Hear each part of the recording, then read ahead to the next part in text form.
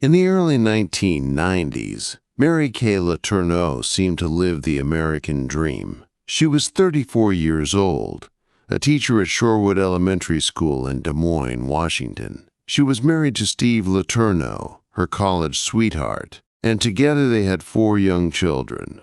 To the outside world, she was a devoted mother, a respected educator, and a cornerstone of her community. NBUT beneath the polished surface, Mary Kay was collapsing inwardly. NHER marriage was crumbling. Her husband was having affairs. Her career, though outwardly stable, was failing to satisfy an emptiness she couldn't explain. In 1996, that emptiness turned to obsession, and that obsession centered on a 12-year-old boy. NTHE boy's name was Vili Fualau, a 6th grader in her class. Vili was shy, creative, and gifted in art. He came from a troubled home. His father was largely absent, and his mother, Suna, worked multiple jobs. Mary Kay became more than a teacher to him.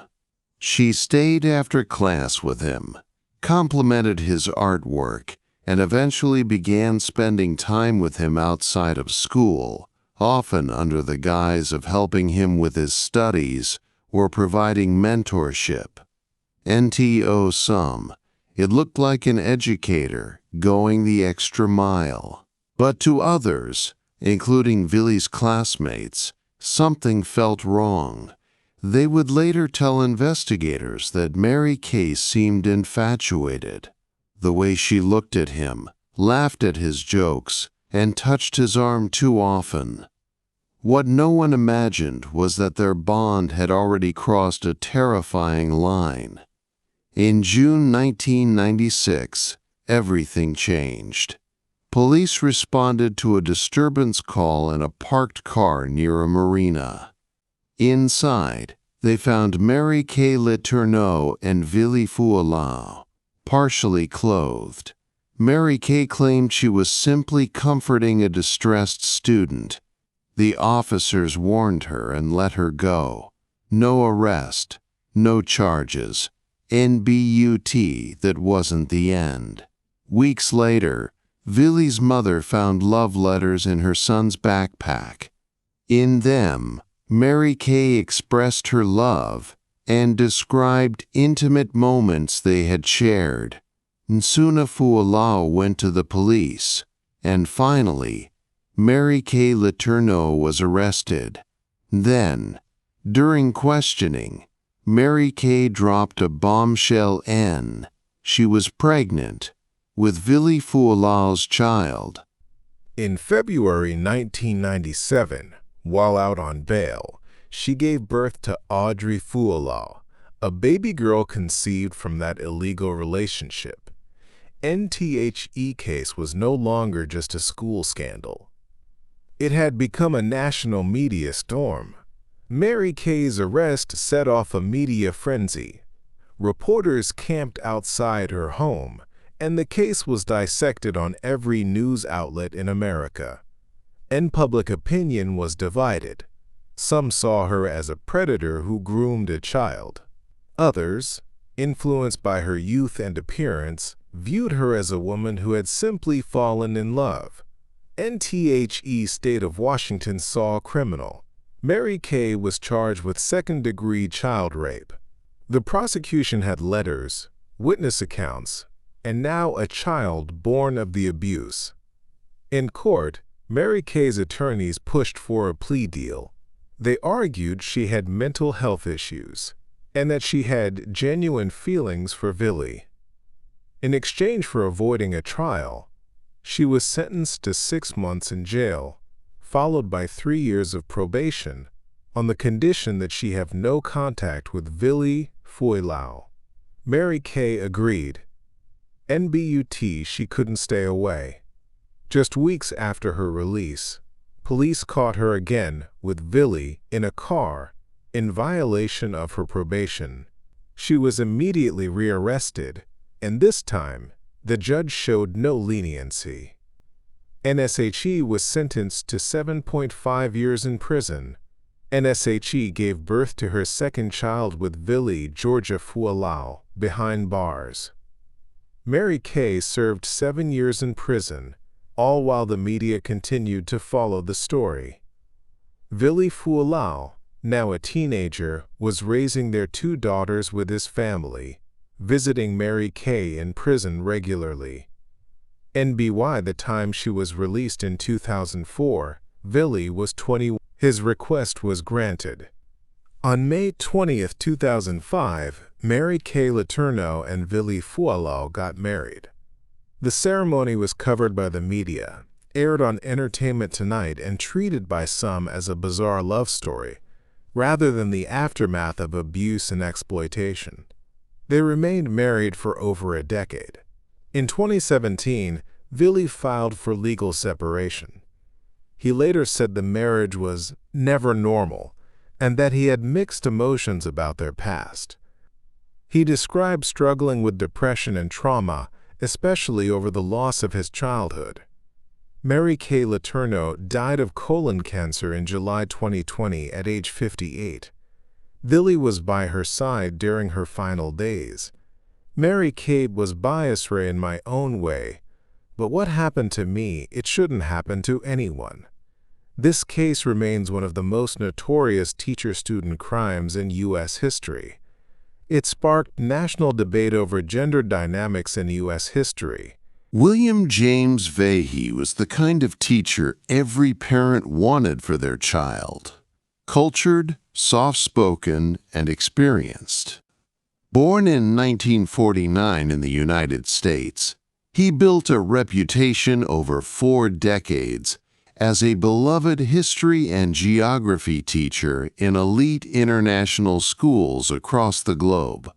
He taught in Venezuela, Saudi Arabia, Greece, Indonesia, and the United Kingdom, often moving between prestigious institutions where the children of diplomats, military officers, and wealthy expatriates were enrolled.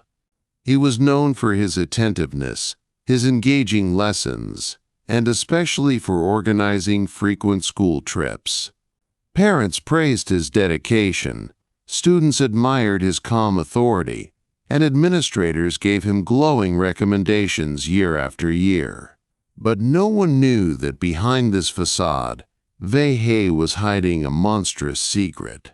For more than 40 years, he used his position to groom, drug, and sexually abuse countless boys, mostly between the ages of 10 and 14, leaving a trail of devastation across continents. Vahey's method was methodical and predatory. During school trips, he offered his students snacks and drinks that he had prepared himself, treats laced with tranquilizers. Once the boys were unconscious, he would strip and assault them, photographing and filming the abuse for his private collection. He kept meticulous records, labeling photos with names, dates, and locations, compiling a chilling archive of his crimes. The boys would often wake up, groggy, confused, with no clear memory of what had happened. Most assumed they had simply become ill or overtired during the trip, and Vahey's calm reassurance erased any lingering doubt. No one suspected the trusted teacher who led the morning roll calls, supervised homework, and smiled proudly in group photos could be the source of such horror. He moved from country to country, school to school, leaving behind victims who, for decades, did not know they had been abused. Vahey thrived in the shadows of institutional trust. In 2013, while teaching at South Bank International School in London, Vahey's dark secret was finally exposed. A colleague who had grown suspicious of his behavior found a USB flash drive among Vahey's belongings. What it contained was horrifying, dozens of images and videos documenting sexual assaults on unconscious boys. There were timestamps, travel logs, and detailed notes that spanned years. The staff member immediately notified law enforcement, and the Federal Bureau of Investigation launched a global investigation. When FBI agents confronted Vahey at his new job in Nicaragua in March 2014, they presented a search warrant for his devices and property. Vahey did not resist, but he knew his double life was unraveling. Just days later, before he could be formally charged or brought to trial, William Vahey checked into a hotel in Luanda, Nicaragua. Alone in his room, he wrote a brief note, took a knife, and stabbed himself in the chest. He died before the full extent of his crimes could be laid bare in a courtroom. In the aftermath of his suicide, investigators sifted through his files, correspondence, and travel records. The more they found, the worse the picture became. Vahey had been abusing children in nearly every country he taught in. The total number of victims remains unknown, but the FBI confirmed over 90 individuals had been identified through photos, with more possibly lost to time and erased evidence. Schools where Vahey worked, including in Jakarta, Athens, and Caracas, faced severe backlash. Parents and alumni demanded answers.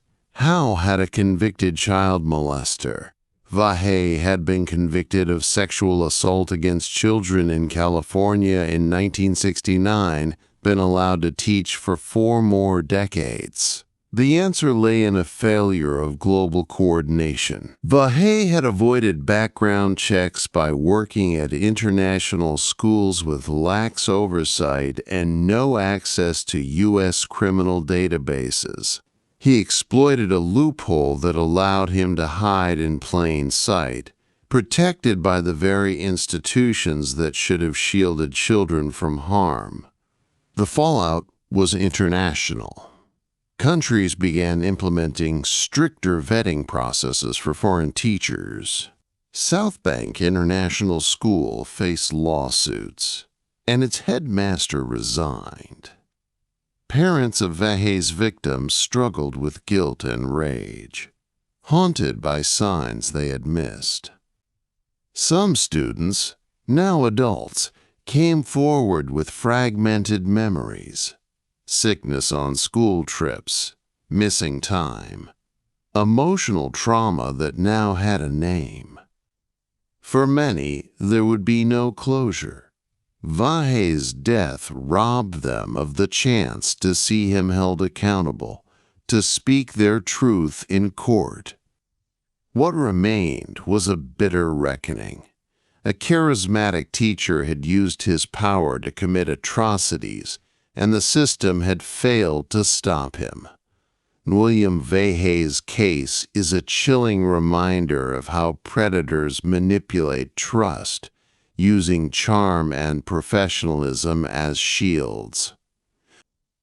His story exposed gaping holes in international oversight and the dangers of assuming that prestige equals safety. He didn't wear a mask.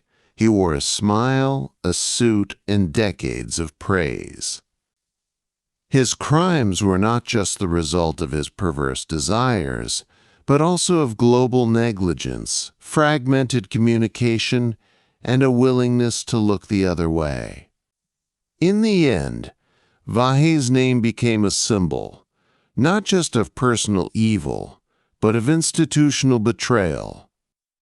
His crimes spanned countries, generations, and lives, leaving behind scars that may never heal. John Edward Robinson was a man of many faces: community leader, family man, church deacon, and part-time instructor for troubled teens.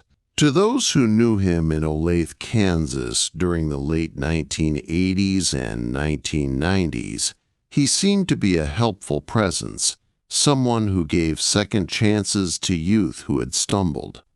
He volunteered at local charities, attended church regularly, and occasionally taught computer skills to adults re-entering the workforce or to teenagers who had dropped out of school. But behind this polished, affable mask, Robinson hid a monstrous secret. He was a con artist, manipulator, and ultimately a serial killer. His life of crime began with small scams and fraud, but over time escalated into a spree of murder that would earn him the nickname, quote, the Internet's first serial killer. His teaching and mentoring were merely a front, a convenient way to access vulnerable individuals, especially women, whom he could exploit and eventually kill. Robinson's crimes were intricate, layered in deceit and false identities. In the early 1980s, he formed a bogus company called HydroGrow, supposedly a consulting firm, and used it to lure women with promises of jobs or financial security. Many of these women were single mothers or young adults looking for a fresh start. Through his charm and manipulative skills, Robinson would convince them to cut off contact with their families, telling them that relocation or secrecy was necessary for the job opportunities he offered. Once isolated, these women would vanish, their families left with cryptic letters or phone calls, all orchestrated by Robinson, pretending to be the women themselves. He forged letters, emails, and even had some women sign over their life insurance or Social Security benefits, which he then continued to collect after their deaths. His crimes spanned over 2 decades, and he was methodical in covering his tracks. In the 1990s, Robinson discovered the early internet, particularly online BDSM chat rooms. He began using aliases like Slave Master to lure women with sadomasochistic fantasies, presenting himself as a wealthy, dominant man seeking willing submissives. Many of the women he contacted were interested in consensual BDSM relationships and believed they were meeting a man who could offer them stability, even love. Among them was Izabela Lewicka, a Polish immigrant in her 20s who dreamed of a better life. After moving in with Robinson, she signed a slave contract, something he claimed was standard in their relationship, and then she vanished. Her family received letters, typed by Robinson, stating that she had left with a man and was traveling. In truth, she was already dead. In Robinson's downfall began when law enforcement, tipped off by a woman who had escaped his control, started investigating his online activity. Under surveillance, police discovered he had recently met another woman, Suzette Troughton, a nurse from Michigan who had also signed a slave contract and moved to Kansas to live with him. Like Izabela, Suzette soon vanished. Authorities raided Robinson's property and uncovered gruesome evidence. In a rented storage locker in Missouri, they found the bodies of Izabela Lewicka and Suzette Troughton, both stored in 55-gallon chemical drums. The same method had been used for previous victims. 2 more bodies were found on Robinson's farm, similarly disposed of in barrels. Dental records and forensic testing confirmed the victims' identities. The investigation revealed a chilling pattern. Robinson used his positions of trust, whether as a mentor, teacher, employer, or romantic interest, to lure victims. His manipulation extended beyond murder. In one case, he sold an infant born to one of his murdered victims, presenting himself as a lawyer and charging $5,500 in adoption fees to an unsuspecting couple.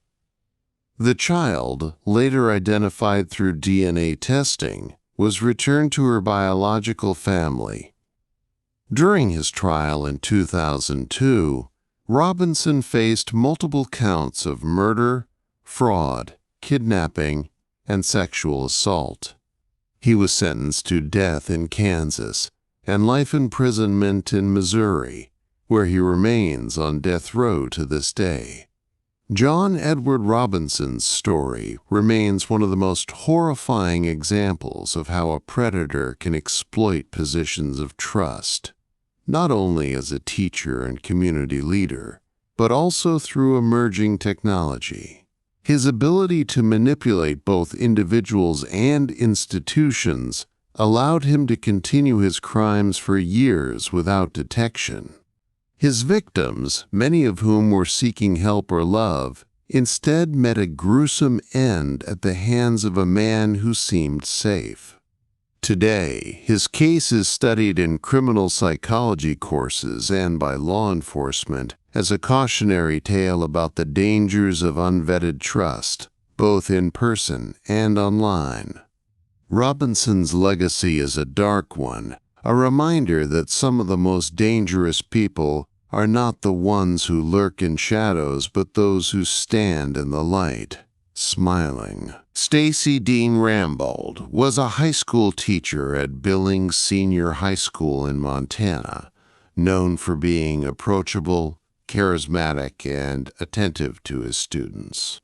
He taught technology and industrial arts, and often stayed after class to help students with extra projects or tutoring. Among the staff, he was considered a dedicated educator. But in 2008, that perception would shatter when it came to light that Rambold had developed an inappropriate and criminal relationship with Charisse Morales, a 14-year-old freshman. What began as comments, prolonged eye contact, and private conversations quickly escalated to sexual abuse. Rambold, who was then 49 years old, began grooming Charisse, manipulating her trust, isolating her from peers, and ultimately engaging in sexual acts with her multiple times, both at school and in his home.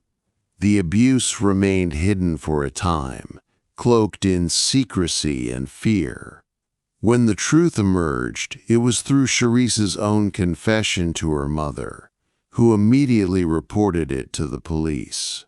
Rambold was arrested and charged with 3 counts of sexual intercourse without consent, Montana's legal terminology for statutory rape. The case should have been straightforward, with overwhelming evidence and a clear breach of trust. However, in the months following his arrest, the legal process was derailed by tragedy. In February 2010, before the trial could begin, Charisse Morales died by suicide. Her death devastated the community and transformed the case into a national focal point on the trauma caused by teacher-student abuse. The prosecution, now pursuing the case without the victim's testimony, faced a complex legal battle. Rambold was offered a plea deal, reducing the charges in exchange for admitting guilt and entering a sex offender treatment program.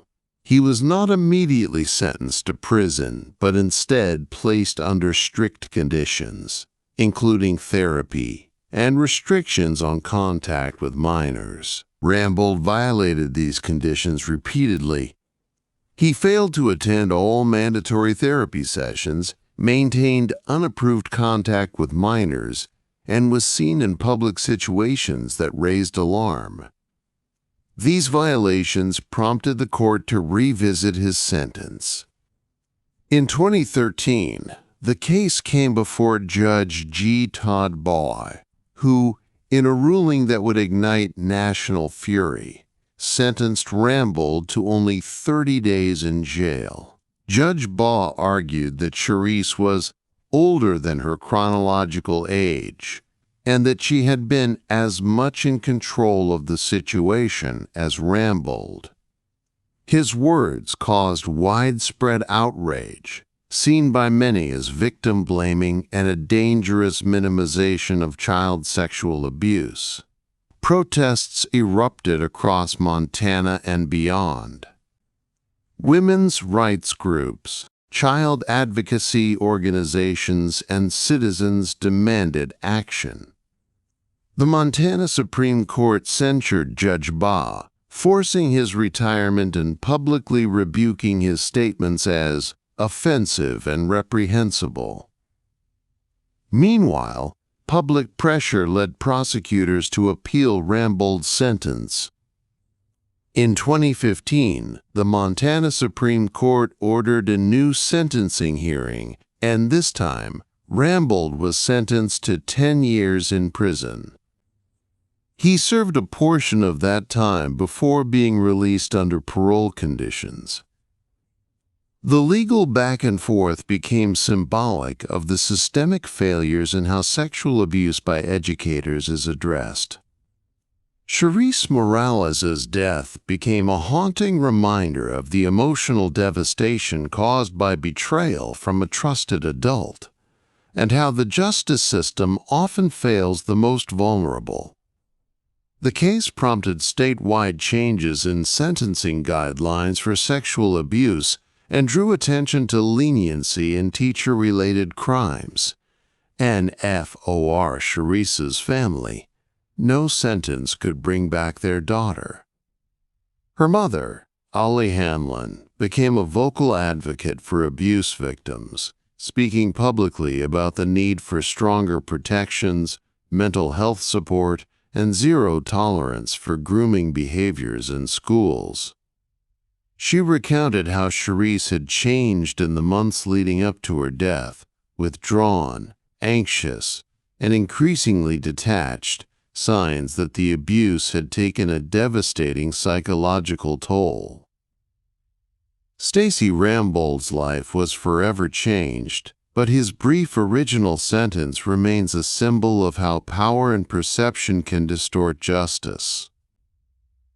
Today, his name is often cited in discussions about sentencing reform and the impact of judicial bias. His role as a teacher, entrusted with guiding young minds, became the very tool he used to exploit and destroy. Charles Chuck Ream was a beloved figure at Central United Methodist Church in Fayetteville, Arkansas, where he served as the youth choir director for more than 2 decades. He was also a substitute teacher in the local school district, often called upon to cover music or art classes. Known for his infectious enthusiasm, Ream was considered a pillar of the community, especially among the church-going families who trusted him implicitly. Parents entrusted him with their children's musical education, spiritual guidance, and care during church trips and events. With his ever-present smile and soft-spoken demeanor, Ream gave no outward sign that he harbored dark and predatory desires. But beneath the surface, his role in the community was a facade, one he used to gain access to children whom he would groom, manipulate, and abuse over a span of more than 15 years. NTHE pattern of abuse began subtly. Ream would single out certain boys for special mentorship, praising their singing talents or offering them private music lessons. He would shower them with gifts, concert tickets, instruments, or small electronics. And over time, these mentorships shifted into isolation and control. He convinced parents that their sons were gifted and needed extra attention, often arranging overnight stays, church retreats, and private outings. His home became a place where he could abuse these children under the guise of being their mentor. Many victims later described how Ream would show them pornographic material, ply them with alcohol, and then sexually assault them, all while assuring them that no one would believe them if they told. And for years, his victims remained silent. Ream's position of trust, coupled with the stigma and confusion experienced by young boys subjected to sexual abuse, created a barrier of fear and silence. It wasn't until 2003 that one victim, now an adult, came forward and reported the abuse to police. His account was detailed, consistent, and prompted investigators to open a deeper probe into Ream's past. As detectives interviewed former students, church members, and acquaintances, a pattern emerged. Multiple victims, all young boys at the time of the abuse, who had similar stories. One by one, they came forward, describing the grooming, the coercion, and the trauma that had haunted them for years. The case gained traction quickly, with 7 victims identified during the initial investigation. When Ream was confronted by law enforcement, he denied everything. He insisted he was the victim of a witch hunt, and many in the community initially rallied behind him, refusing to believe that someone so involved in their children's lives could be capable of such crimes. But then, during a search of his home, police discovered photo albums, videotapes, and journal entries, all containing incriminating material. The tapes showed young boys undressing, sometimes filmed without their knowledge. His journals contained coded references to specific victims, their ages, and dates. The evidence was overwhelming. Charles Ream was arrested and charged with multiple counts of child sexual abuse, possession of child pornography, and unlawful surveillance. During the trial, the courtroom was packed. Many in the community attending out of disbelief, some in support of the victims, others still clinging to the image of the man they thought they knew. The victims, now young men, testified about the psychological damage they endured. They spoke of years of depression, nightmares, relationship struggles, and a lingering fear of authority figures. One victim broke down while recounting how Ream's abuse robbed him of his faith, how he could no longer set foot in a church without panic attacks. Ream's defense attempted to discredit the victims, but the volume and consistency of testimony, along with the physical evidence, left no doubt. Ream was found guilty on all charges and sentenced to 120 years in prison without the possibility of parole. The judge, in a scathing statement, called him a manipulative predator who used God and music as tools of abuse. The case sent shockwaves through the community. Church leaders resigned, citing failure to recognize warning signs. Policies were overhauled, including stricter background checks, mandatory reporting training, and security protocols for any adult interacting with minors. For the victims, justice was bittersweet. While their abuser would never walk free again, they continued to live with the emotional scars he inflicted. Ream's story became a national headline, not just because of the betrayal of trust, but because it highlighted how power, community standing, and charisma can serve as armor for predators. His dual role as teacher and church leader gave him unprecedented access, and he exploited it at every turn. Parents who once praised him were left questioning every moment he spent with their children. Some withdrew from the church altogether, The broader implications led to statewide reforms, pushing schools and religious institutions to adopt zero-tolerance policies for any suspicion of abuse. In interviews years later, one survivor of Ream's abuse offered a chilling reflection. "We sang songs about love and forgiveness while he planned how to hurt us. He didn't just steal our childhood, he stole our sense of safety."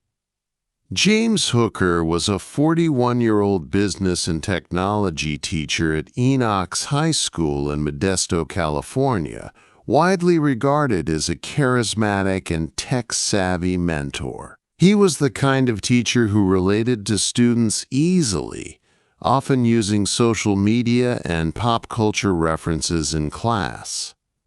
Married with children, Hooker led a seemingly ordinary suburban life until 2012, when he made headlines across the nation for leaving his wife and family to move in with one of his students, an 18-year-old named Jordan Powers, who had just recently graduated. Their relationship, while legal due to Jordan's age at the time of cohabitation, drew public outrage because of allegations that it had begun while she was still a minor and still his student. The scandal would unravel into a national conversation about power dynamics, grooming, and the ethical violations of teacher-student relationships.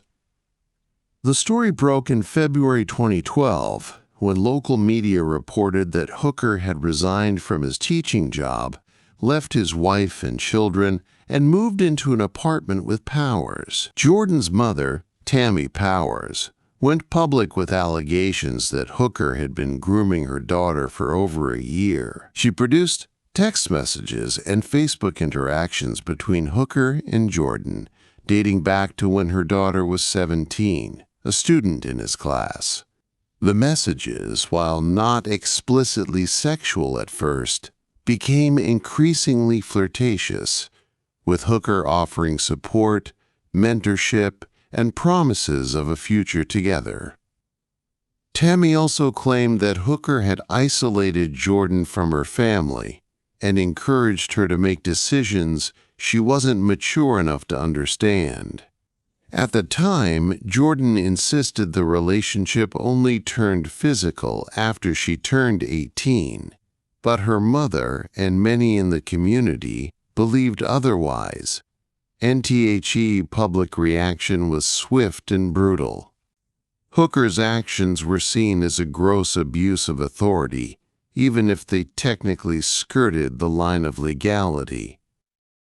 He was fired from the school district, his marriage disintegrated, and he became the subject of national media coverage, with interviews airing on Good Morning America, Dr. Phil, and Anderson Cooper 360. Jordan, caught in the media firestorm, defended Hooker at first, stating they were in love and that she had not been coerced. But public pressure mounted, and the Modesto Police Department opened an investigation into whether Hooker had committed statutory rape or, at minimum, inappropriate conduct with a minor. During the course of this investigation, another victim came forward, a former student from 1998 who alleged that Hooker had initiated a sexual relationship with her when she was 17 and he was 26. This revelation led to Hooker's arrest in April 2012 on charges of oral copulation with a minor, stemming from the earlier 1998 incident. He was booked into jail and released on bail, awaiting trial. Meanwhile, Jordan Powers moved out of their shared apartment and cut off all contact with Hooker, claiming she felt manipulated and betrayed. In interviews, she admitted that what she had believed to be a consensual, loving relationship now seemed exploitative, especially given how quickly Hooker had moved from being her teacher to her partner. She described feelings of shame, confusion, and emotional trauma, realizing that the power imbalance had skewed her ability to consent freely. And Hooker's legal defense argued that the 1998 case was unrelated to Jordan Powers, but prosecutors emphasized a pattern of predatory behavior, where Hooker repeatedly used his role as a teacher to manipulate and pursue teenage girls. The 1998 victim testified in court, detailing how Hooker had groomed her with attention, gifts, and emotional manipulation, only to abandon her after their relationship was exposed. Hooker eventually accepted a plea deal to avoid a public trial, receiving probation and registration as a sex offender. A significant fall from grace for a man once respected in his community. NTHE aftermath was devastating for all involved. Hooker lost his teaching credentials, employment, family, and public reputation. Jordan Powers, who tried to rebuild her life, became a symbol of grooming awareness, speaking publicly about how emotional manipulation can mask as love when a teenager is involved. Her mother, Tammy, worked to advocate for stricter boundaries between students and teachers, urging school boards to enforce zero-tolerance policies on teacher-student contact outside the classroom. Hooker's case reignited debates about teacher conduct, legal loopholes, and the psychological damage caused by grooming, even when a student is technically of legal age. It highlighted how positions of authority can distort consent, and how schools must better monitor teacher-student relationships, not just for overt abuse, but for subtler patterns of control and manipulation. For many, the image of a respected teacher throwing away his life to pursue a relationship with a student remains a disturbing example of how power, trust, and obsession can intertwine in the most damaging of ways. Over 30 years, Mark Berndt was a third-grade teacher at Miramonte Elementary School in Los Angeles, California, a low-income, predominantly Latino neighborhood where families often spoke limited English and placed enormous trust in their children's educators. Berndt, soft-spoken and seemingly kind, was a familiar face to generations of students. Parents admired his longevity, his calm classroom demeanor, and his commitment to after-school activities. But beneath this mask of normalcy was a secret that shocked not only the city of Los Angeles but the entire nation. Berndt's classroom was not a place of learning. It was a chamber of abuse, and his crimes were so bizarre and grotesque, they read like the plot of a horror film. For years, he systematically abused his students, often in plain sight, creating ritualized scenes of control and humiliation that he photographed and archived, all while no one, neither school officials nor fellow teachers, stopped him. NTHE horror began to unravel in 2011, when a film processing technician in a local drugstore flagged a set of photographs for the police. What law enforcement found was nearly 400 images of young children, aged 7 to 10, bound, gagged, and blindfolded in a classroom setting. Some images showed children with roach-filled spoons held to their mouths, others with live cockroaches placed on their faces, or blue plastic spoons filled with an unknown white liquid pressed against their lips. All of it staged, all of it meticulously posed, and all of it conducted by Mark Berndt within the walls of his third-grade classroom. The backdrop of these photos was unmistakably a school, posters on the wall, textbooks on desks, and the school's own furniture visible in the images. What was more chilling was how routine it appeared.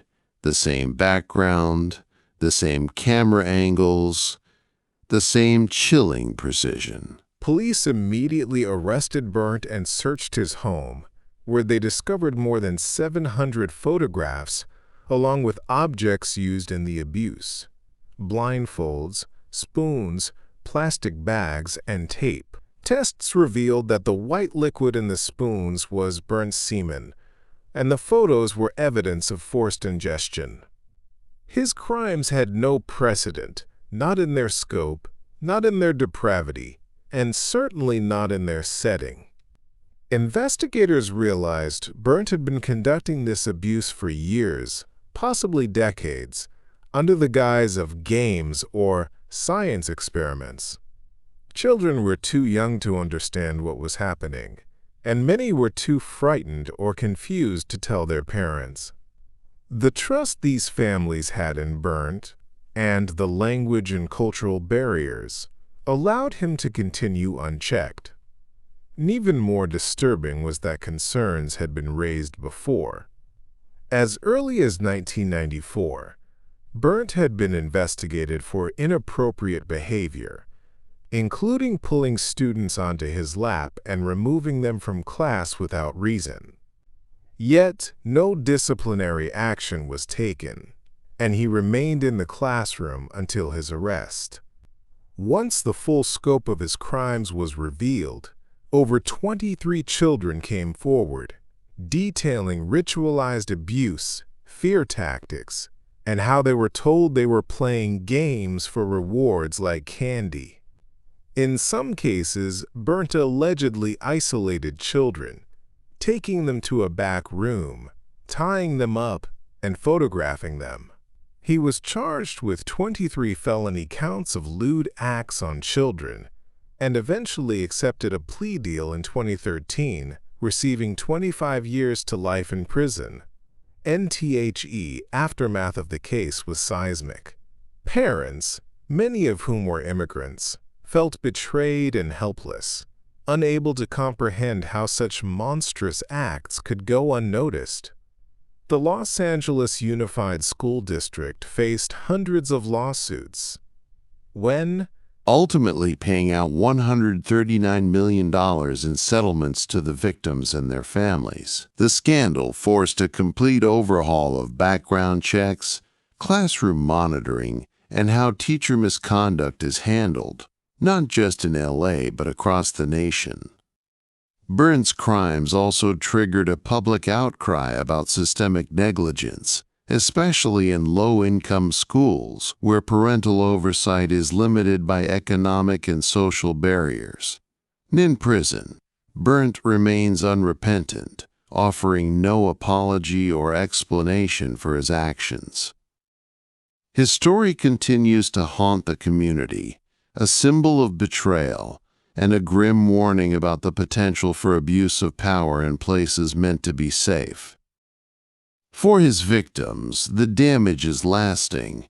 Many suffer from PTSD, depression, and anxiety, and their parents live with the guilt of unknowing trust. The classroom, once a place of growth, became a site of trauma and silence. Berndt's name is now synonymous with institutional failure, a man who exploited not just children, but the entire system designed to protect them.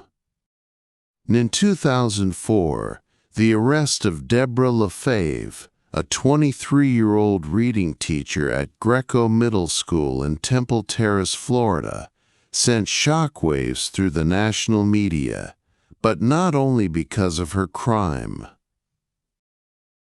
When Lefebvre was charged with sexual battery against a 14-year-old male student, headlines didn't lead with the nature of her offense, but with her appearance. Blonde, blue-eyed, and conventionally attractive, Lefebvre's mugshot quickly went viral.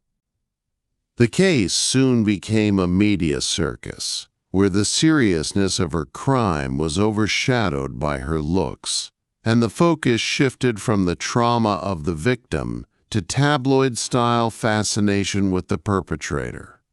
Behind the sensationalism, however, was a predatory relationship that left a young boy emotionally scarred and revealed how public perception can sometimes dilute justice, especially when the offender is a young, attractive woman.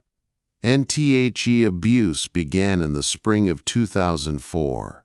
Lefave, newly married and in her first year of teaching, began developing an inappropriate relationship with one of her students, a 14-year-old boy who struggled academically and socially.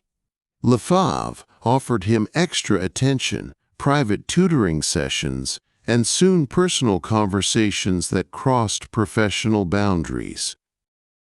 She began calling him at home, messaging him late at night, and confiding in him about her unhappiness in her marriage. These tactics of emotional grooming quickly evolved into physical encounters. Over a period of weeks, she engaged in multiple sexual acts with the boy, including incidents that occurred on school property and during a road trip with the victim and his cousin, in which intercourse took place in a car while the cousin, driving, attempted to ignore what was happening. The boy eventually confessed a relationship to his mother, who immediately reported it to police. Investigators quickly gathered cell phone records, text messages, and witness testimony, all confirming the illegal relationship. Lefave was arrested and charged with 4 counts of lewd and lascivious battery. Yet, from the moment her mugshot was released, the public narrative took a strange turn. News outlets focused heavily on her appearance. Headlines read, "Too pretty for prison," and "Teacher seductress or sexual predator." Some commentators, including talk show hosts, trivialized the abuse, suggesting that no teenage boy would be traumatized by such attention. This dangerous double standard minimized the fact that a power imbalance existed. Lefave was an adult, an authority figure, and had violated the law.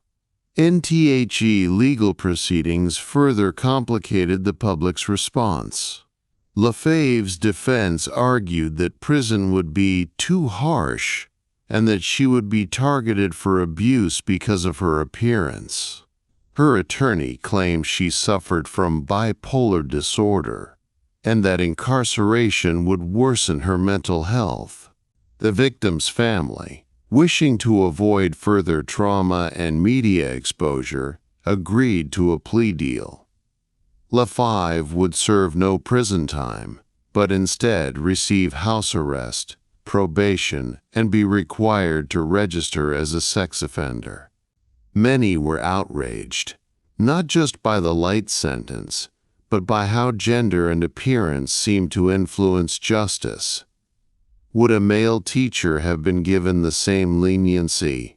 Would a less conventionally attractive woman have been granted house arrest? Lefave's probation lasted 7 years, during which she was subject to strict monitoring and restrictions on contact with minors. She attempted to restart her life, giving occasional interviews in which she downplayed her responsibility, claiming that she had been emotionally unstable and, quote, confused. Public reaction remained polarized. Some continued to see her as a tragic figure, others as a calculated predator who escaped real punishment. Meanwhile, the victim, whose name was never publicly released, struggled with emotional trauma, anxiety, and social ostracization. He and his family moved away from Florida, attempting to rebuild their lives in privacy. The case of Deborah Lefave remains one of the most infamous examples of how female teacher abuse is perceived differently and often less seriously than male-perpetrated crimes.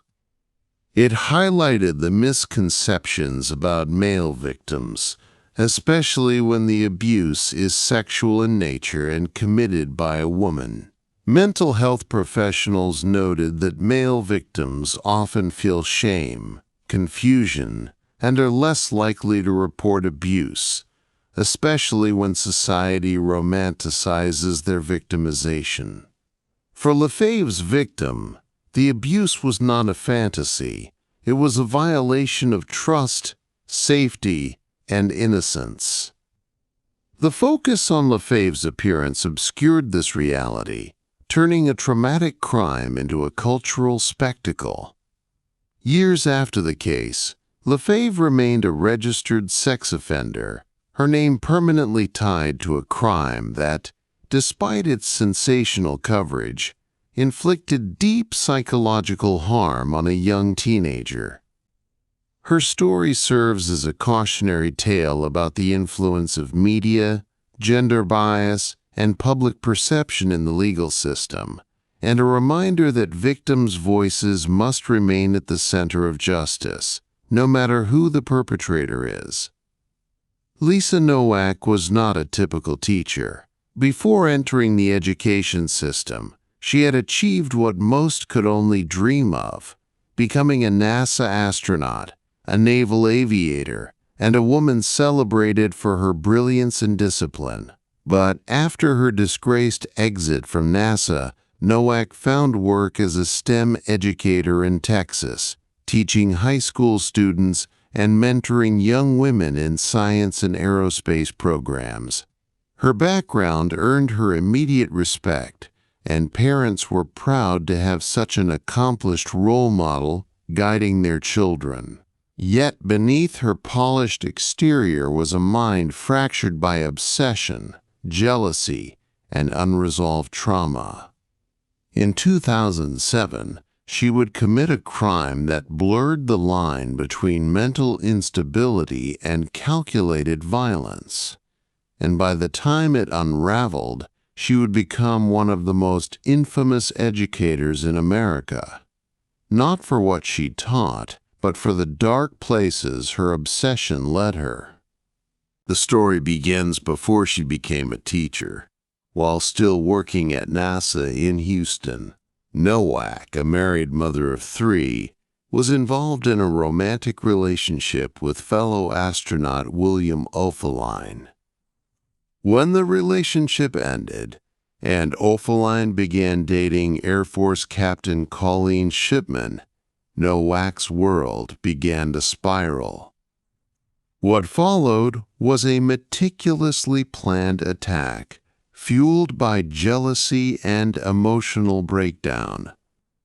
In February 2007, Nowak drove 900 miles from Houston to Orlando, armed with a steel mallet, rubber tubing, a BB gun, a knife, and diapers to avoid bathroom stops. Determined to confront Shipman, whom she saw as a rival. Nowak tracked Shipman to the Orlando International Airport, and as Shipman returned to her car, Nowak confronted her, wearing a wig, trench coat, and sunglasses, attempting to force her. When Shipman resisted and tried to flee, Nowak sprayed her with pepper spray, but Shipman escaped and alerted airport authorities. Nowak was arrested in the parking lot, and police discovered the weapons and restraints in her vehicle, clear evidence of premeditation. The news exploded nationally. An astronaut arrested in a bizarre love triangle turned crime scene. Her career was over. NASA dismissed her, and the public devoured every lurid detail of the case, especially the claim that she wore adult diapers to avoid stopping during her long drive, though this was later disputed. After her fall from grace, Nowak vanished from the public eye. Years later, She re-emerged in Texas, teaching high school science and mentoring students in aerospace programs. Parents were divided. Some believed in second chances, while others feared that a woman once charged with attempted kidnapping and assault had no place around children. Legally, Nowak pleaded guilty to felony burglary and misdemeanor battery, receiving 1-year probation, community service, and mandatory counseling. The light sentence was controversial, given the planned nature of the attack, but her mental health history, including depression and possible personality disorders, became mitigating factors. As a teacher, Nowak remained quiet and professional, but the ghost of her past never left. Some students whispered about her being that astronaut, and online forums reignited the debate. Should a former would-be kidnapper be allowed to teach? School officials argued that she had no record of harming students, and that her background in science and space exploration offered unique opportunities for students. But others saw it as a breach of trust, citing her capacity for obsession and violence. Lisa Nowak's story is not one of a teacher preying on students, but of how a person with an esteemed public role can harbor dark, unresolved impulses. Her crime wasn't in the classroom, but her presence there afterward raised questions about redemption, safety, and how much of a person's past should follow them. Was she a rehabilitated mentor or a potential risk in disguise? In the end, Nowak's journey from space to school is a chilling reminder that even those who inspire can fall, and when they do, their return to positions of trust should never be taken lightly. Nearly 2 decades.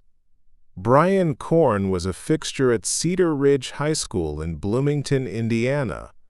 A man who wore many hats: biology teacher, head wrestling coach, and mentor to hundreds of students. Known for his tough love approach, Korn was respected by colleagues, admired by parents, and trusted implicitly by the young men he coached. His teams regularly won regional titles, and his athletes often credited him with instilling discipline, confidence, and drive. In a small town where high school sports were a point of pride, Korn was not just a teacher, he was a local hero. But that image shattered in 2019, when a routine investigation into missing school property uncovered something far more sinister. A secret camera, hidden inside the boys' locker room, set up by Korn himself. What followed was a story of systematic voyeurism, betrayed trust, and the realization that no amount of trophies or titles could cover up the damage done. It started with a janitor's report of suspicious wires and a small lens embedded inside a vent near the showers. School security was called, and upon removing the device, discovered it had been carefully installed to capture video footage of students undressing and showering. Further inspection revealed that the camera was connected to a remote recording system located inside Korn's locked office. With police now involved, authorities obtained a warrant and searched Korn's office and home, uncovering multiple hard drives, labeled folders, and over 250 hours of recorded footage, spanning at least 5 years. The footage included dozens of students, many of whom were minors, in states of undress, recorded without their knowledge or consent. NKORN was arrested the same day, charged with multiple felony counts of child exploitation, voyeurism, and possession of illegal surveillance materials. In his initial statement, Korn did not deny the allegations. He claimed the recordings were for personal control and stress relief, and that he had no intent to share the footage. But for the students, parents, and staff at Cedar Ridge, these words meant little. The betrayal was profound and personal. Students who had trusted Korn with their privacy, who had shared moments of vulnerability in the locker room, now realized that every moment was being watched and recorded, not by a stranger, but by the man they looked up to. The investigation expanded as police worked to identify the students in the videos, some of whom had already graduated, moved away, or were now adults. More than 60 victims came forward, many expressing shock, disgust, and anger, but also shame and confusion. Some had confided in Korn during difficult times. Others had considered him a father figure. Now, those memories were tainted, replaced by distrust and humiliation. For many, the violation of their bodily autonomy was traumatizing, especially in a community where privacy was sacred and reputation mattered. NKORN pleaded guilty to the charges, accepting a sentence of 40 years in prison, with 25 to be served without parole. In court, he offered no apology, instead citing mental illness and compulsion as reasons for his actions. The judge, unmoved, called Korn's crimes a gross abuse of power, adding that he had, quote, exploited the most vulnerable moments of his students' lives for gratification. The courtroom was filled with former students and their families, many in tears, others visibly angry. Outside, news cameras captured the outrage of a community grappling with the fact that someone they revered had committed systematic abuse for years, hidden behind the camouflage of success and mentorship. NTHE School District launched a full audit of all its facilities, and new policies were implemented, including random inspections of private areas, stricter staff monitoring, and mandatory surveillance training for all employees. But the damage had been done. Cedar Ridge High's legacy was forever stained, and Brian Korn's name, once associated with championships and leadership, became a synonym for betrayal and abuse. For the victims, the psychological impact is ongoing. Some suffer from anxiety, trust issues, and PTSD. Others have refused to return to the school or participate in alumni events. One former student, interviewed anonymously, said, "He watched us at our most vulnerable. He stole our safety. That doesn't go away." Korn's actions forced a national conversation about hidden surveillance in schools, abuse of authority, and how predators can hide in plain sight, often shielded by power, reputation, and success. NFOR over a decade. Charles Ream was the principal of Eagle View Charter School in a quiet suburb of Portland, Oregon.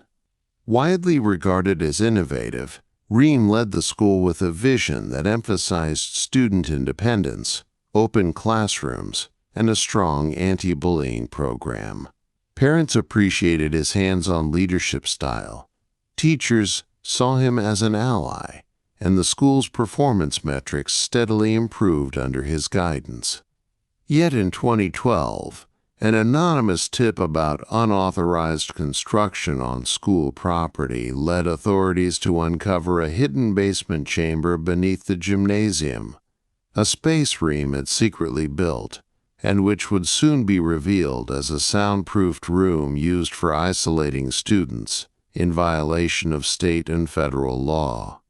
The media would call it the dungeon beneath the school, But what it truly exposed was a principal's abuse of power, the institutional failure to supervise, and the suffering of vulnerable students, many of whom had never spoken of what happened in that dark, windowless room.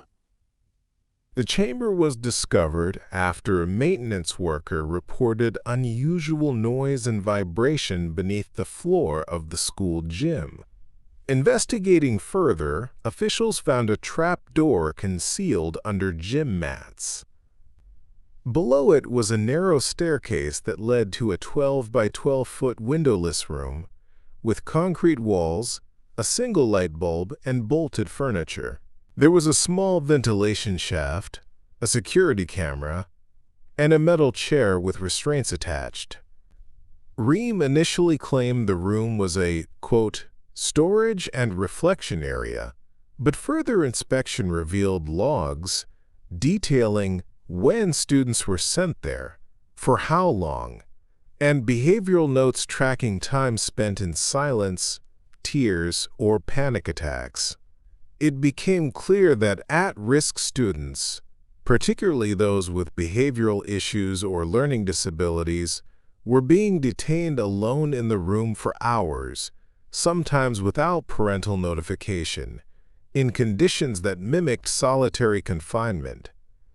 NTHE District immediately suspended Ream, and a criminal investigation began. Multiple former students came forward, describing being sent to the room for minor infractions, talking out of turn, refusing to participate, or appearing defiant. One student, a 10-year-old with autism, reported spending nearly 6 hours in the chamber with no food, no bathroom access, and no idea when they would be released. Recordings recovered from the security camera system confirmed these accounts. In several videos, children could be seen sobbing, pleading to be let out, or rocking back and forth in fear. Ream, when questioned, insisted that the room was a safe space and part of a behavioral management plan, a defense immediately rejected by child welfare experts. Charges were soon filed: false imprisonment, child endangerment, and abuse of a special needs child, among others. In court, Ream's defense team argued that he was attempting to create a controlled environment for students who could not regulate themselves, and that he had received approval from a prior administrator, a claim no one could substantiate. Testimony from teachers, however, revealed that Ream had discouraged staff from discussing the room, often stating that disciplinary matters stayed with administration. One teacher admitted to knowing about the chamber but was afraid to report it, fearing retaliation or job loss. The trial attracted nationwide attention, with activists decrying the use of seclusion rooms in schools, especially those built without oversight. Ream was eventually convicted on multiple counts, receiving 18 years in prison. During sentencing, parents of affected students wept, some furious, others numbed by the realization that they had unknowingly sent their children to a school where trauma was inflicted under the guise of discipline. One mother said, "I trusted him. He looked me in the eye and told me he cared for my son. But he locked him in a cell and walked away." After the scandal, Eagle View Charter School was closed permanently, and a full audit of Oregon's charter school system was initiated. Laws were passed mandating transparency about all disciplinary procedures, and secret rooms or isolation chambers were expressly banned. Yet the emotional wounds endured. Students who had been in Ream's chamber reported nightmares, claustrophobia, and long-term anxiety. Therapists working with the victims spoke of institutional betrayal, a trauma distinct from physical abuse, one rooted in the idea that the very people meant to protect had turned their power into punishment. Ream's name is now etched in Oregon's legal history as a symbol of unchecked authority and systemic failure. His case remains a stark reminder that safeguards in schools are only as strong as the people who enforce them, and that abuse does not always wear a monster's face. Sometimes it wears a principal's tie, speaks in calm tones, and builds a dungeon in the dark.